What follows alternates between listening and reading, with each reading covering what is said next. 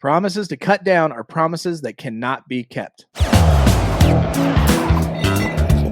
First, there is short-term gratification, right? You feel good now.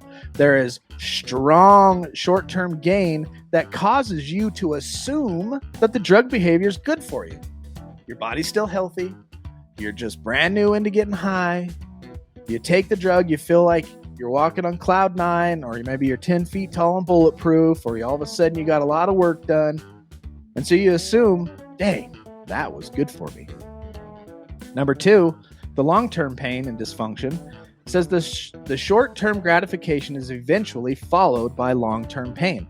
Now, this pain, part of which is from physical withdrawal, the inability to cope psychosocially without drugs. Now you can't find yourself in a crowd or at a function or a barbecue or friend's house without that being the center of the party, right? Or at least being high to go and actually be able to associate and cope with it.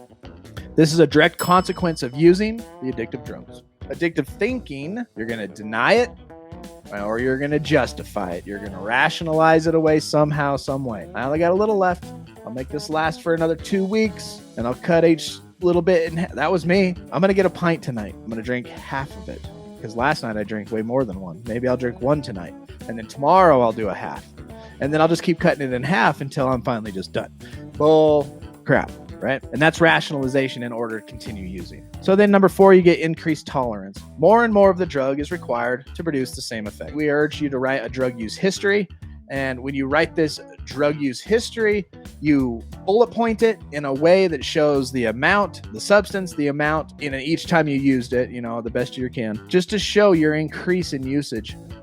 Not just in the amount used, but in the length of time you continue to use it. Then you get into the loss of control stage.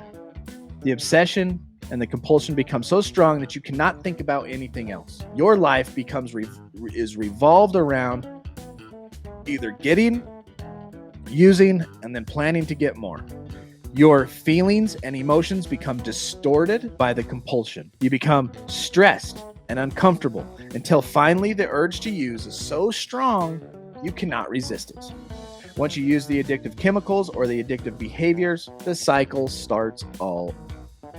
So the biopsychosocial damage, that's the 6th part of this addiction cycle, right? Eventually, there is damage to the health of your body. It's going to happen. There's damage to your mind, and there's damage to your relationship. No way around it. It happens. As pain and stress get worse, the compulsion to use the addictive drugs or the behaviors to get relief from the pain increases. As the pain increases, the drug use increases to try to stop the pain. A deadly trap develops.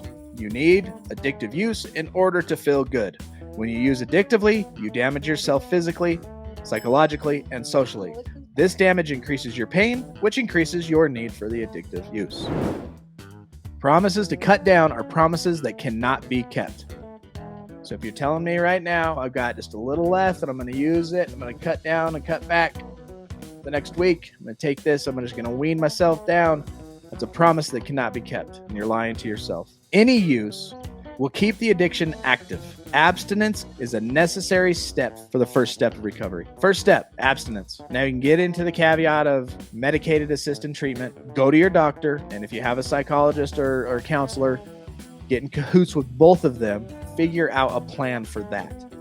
I wonder how many of us just so happen to come across you on their feed. It's a message from someone above. Amen to that. All right. Well, who are we not? Who are we not? God, grant me the serenity to accept the things I cannot change, the courage to change the things we can, and the wisdom to know the difference. Another thing, God, I want to help out the suffering that's out there, to help them get sober and stay sober. And we all said, amen. Amen. We will be back Tuesday to finish this chapter. So until then, do not put yourself in a high-risk situation. Stay strong, work your program, and remember, we recover better together.